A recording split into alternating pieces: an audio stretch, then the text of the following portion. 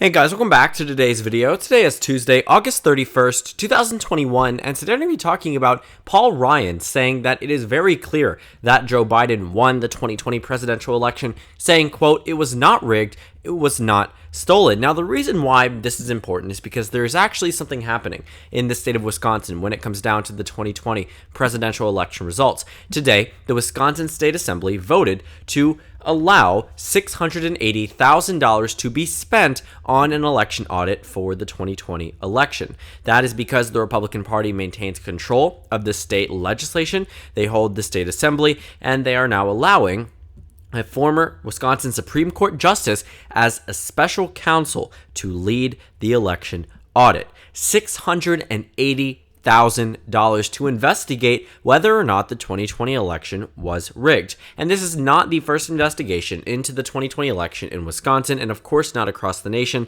nor will it likely be the last. The state of Wisconsin went to Joe Biden by a margin of 0.6%. It was a margin that was within the margin of error, obviously, when it comes down to polling data. It was within a very exceptionally close amount, but it wasn't so much that it was a forcible recount. The measure in order for a recount effort to go through must be decided by less than 0.5%. In the state of Wisconsin, Joe Biden won by more than 0.5%.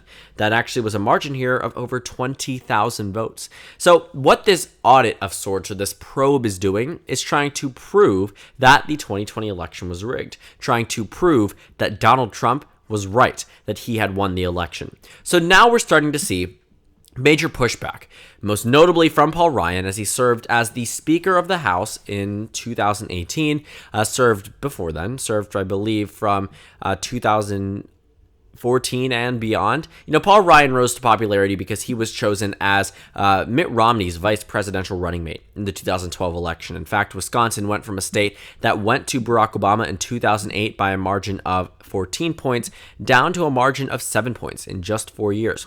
Fast forward 4 years later, it shifts by an additional margin of around 7-8 points in favor of the Republican Party yet again. So Paul Ryan probably didn't make Wisconsin exceptionally competitive. I mean, it really wasn't. Barack Obama won by 7 points across the state, but he still holds a very notable political presence because he was the former Republican Speaker of the House, and he actually has just been a very outspoken member of the Republican Party. And he actually retired from Congress. I believe you might remember this in the 2018 House elections, that Paul Ryan announced that he was going to be retiring in April of 2018. It was a super notable retirement because it was an indicator that this was going to be one of many, many future retirements, because that's just how this goes. And it led right up even into April of 2018, right during this primary season where they had to field a candidate to run against the Democratic Party in this individual House race. But it really goes to show, that the retirement game is a very big thing, and it was a very big one for Paul Ryan and Republicans in 2018, because this retirement led to the Republican Party losing 40 seats to the Democratic Party in 2018. So now that Paul Ryan is slamming President Trump when it comes down to the election, I think this shows that there is a course correction at play here for the Republican Party, that they are trying to dramatically change their rhetoric, or at least have prominent members of individual states come out and say that the election was not rigged, in case they need to change their messaging in time for the next election. You see, American politics, a lot of it is just about optics. If Paul Ryan could gain any type of political capital by saying that the election was rigged, he probably would. But since only a third of the American public believes that the election was actually rigged, that puts all these other Republicans in that position where they will be appeasing 2/3 of the nation by saying that it was not a rigged election. But of that 1/3 of America that believes the election was rigged is the majority of Republican registered voters, which means that many of them in the primary are going to hold many of these delegates, legislators, anyone responsible as to whether or not they personally believe that the election was rigged. We are starting to see conflict arise. Paul Ryan and Donald Trump have always had conflict. In May of 2021, they were feuding. Donald Trump attacked Paul Ryan attacked Donald Trump. Whatever it might be, there was just this constant clash between the two very notable names within the GOP, two very much now establishment names within the GOP. But now Paul Ryan is coming out on the offense against President Trump, in a sense, saying that it was not a stolen election, saying that Donald Trump lost and Joe Biden won, saying it's, quote, really clear. So Paul Ryan here, I think, is trying to temper what we are seeing come from the state assembly with this $680,000 agreed to be spent on the probe.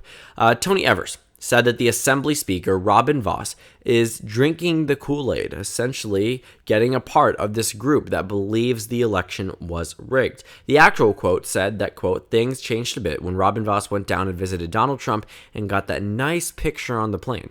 Apparently, they're all drinking the Kool-Aid, but I think it was really, really unfortunate, end quote. What happened here is that the Republican Party spoke with Donald Trump, the majority leader of sorts within the state assembly, spoke with Donald Trump, and Donald Trump likely convinced him to go forth with this audit, to go forth with the probe that is spending taxpayer dollars. This is not money that is being funneled by the Trump campaign. This is not money that is being given or donated to by constituents. This is literally taxpayer dollars that were taken out of taxes of workers, of everyone that was in the state of Wisconsin, and it is being applied to an election that occurred months ago, an election that occurred nearly 10 months ago, and it is just unfortunate to see that they are continuing to relitigate it. And that's what Paul Ryan is sort of, not in a sense attacking Donald Trump for, but more so pointing it out that Joe Biden fairly won the election, that it was not a stolen election, because that rhetoric doesn't win over voters, especially voters that have swung back and forth in recent elections. When you take a look at the state of Wisconsin since the beginning of the 21st century, it was close. Gore won it by 0.2. Kerry won it by 0.4. Obama won it by 14, which was the largest margin we had seen, but then it reduced down to 7 points. That was a 7-point shift right.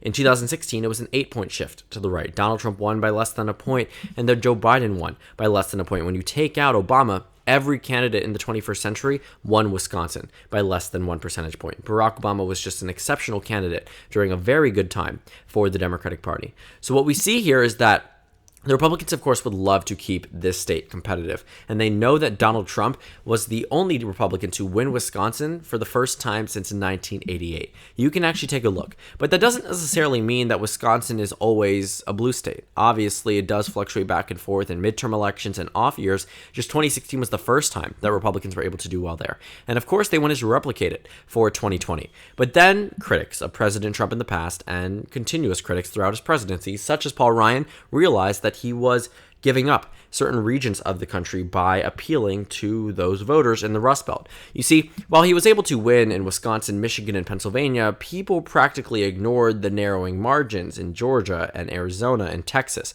3 states that had previously been very solid for the Republican Party prior to Obama. Bush plus 11 in Arizona, plus 23 in Texas, plus 17 in Georgia. Even under Obama in 2012, Romney won Texas by 16, Georgia by 8, and Arizona by 9. So when 2016 rolled around, instead of the analysis of what went wrong in Georgia, what went wrong in Texas, what went wrong in the state of Arizona, instead the attention was focused on the Rust Belt region, saying that this is the most important region, which arguably it was, but it wasn't to say that the Rust Belt should supersede the Sun Belt in every regard, or that Republicans shouldn't focus on the Sun Belt region, because Arizona, Georgia flipped for the first time since the 90s, and Texas could be on its way there. So looking at the states that the GOP needs to win, of course, they will likely have to go through the Rust Belt. Those will always be important states.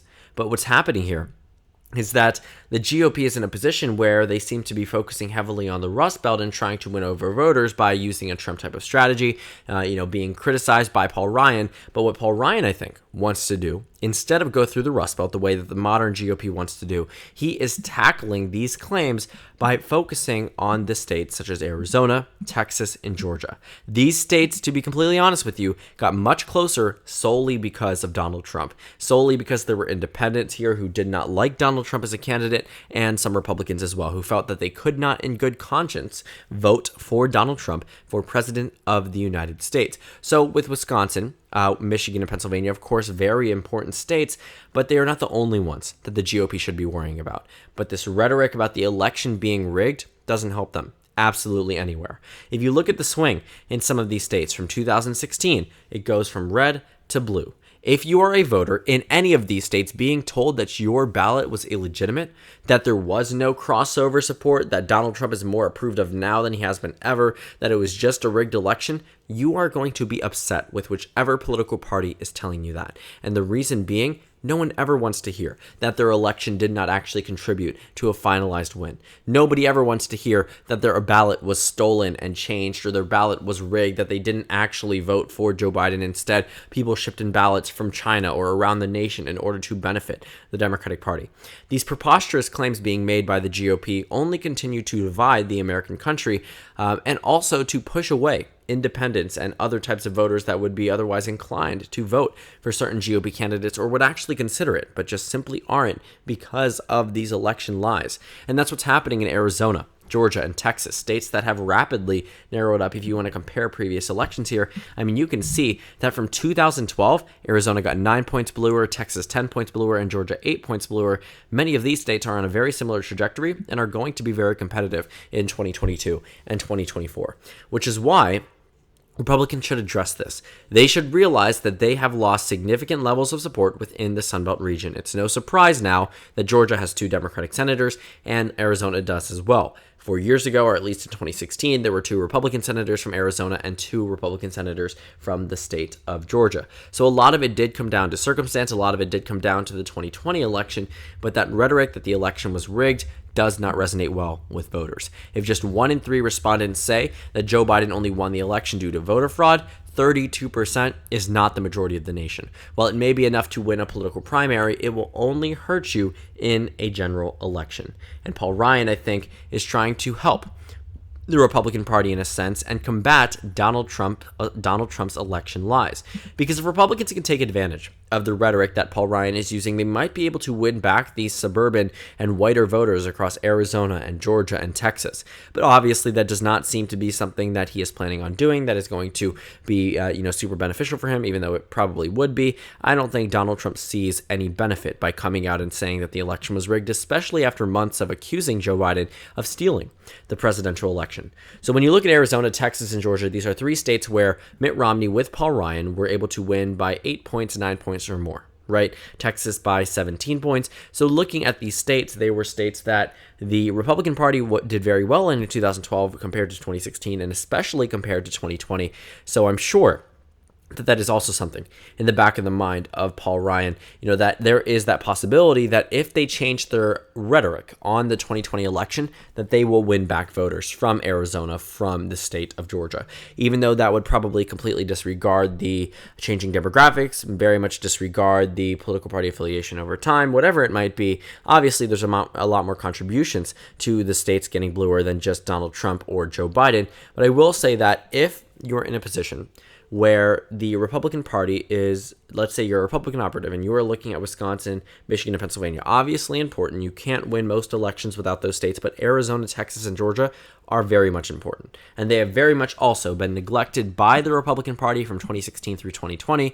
Donald Trump said when he visited Georgia, it's a safe red state, not necessarily safe red, but said, we're absolutely going to win here. There's no reason why we wouldn't. We won here in 2016, X, Y, and Z. Same type of rhetoric in the state of Arizona. And of course, these states got bluer. And Texas is another state that is also continuing to get bluer. If you take a look at the state's electoral trend over the past 8 years, Texas went from plus 17 for Romney to plus 6 for Donald Trump. 8 more years from now, Texas could be a blue state that pretty solidly goes with them for the future of this nation. So all around, I think Paul Ryan is trying to win back regions of the country that he was able to perform well in with Mitt Romney.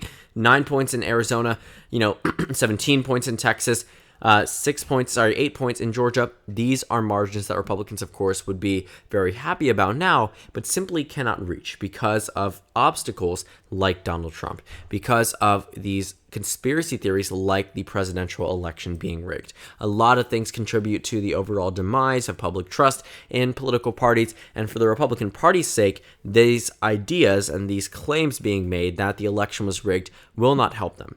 So Paul Ryan, even though he has removed himself from politics after retiring from the United States House of Representatives, still needs to be helping them and still is helping them by making this argument. Of course, it does go against President Trump, but Paul Ryan has no more races left to run in. He won a lot of his races and can just pretty much retire in peace or return in the future.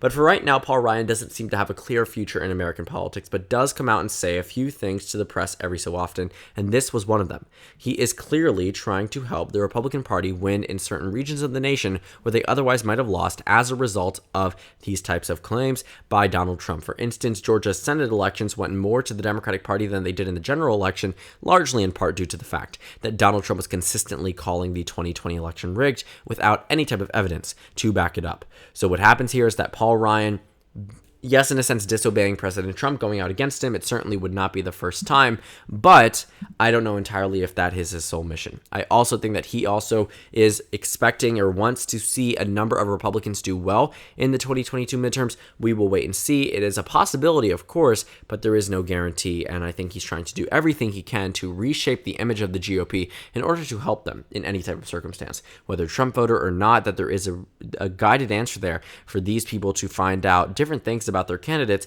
and end up supporting them and be inspired to actually get out and vote in 2022. So thank you guys so much for watching this video. Make sure to comment down suggestions below. Subscribe on the left if you haven't already, and check out the Instagram and Twitter. At the bottom left of the screen, there's also a Discord server for you to go ahead and join. On the screen, there's a video you can watch, and then a playlist for my 2022 Senate election analysis videos. Again, thank you guys so much for watching, and I will see you all tomorrow.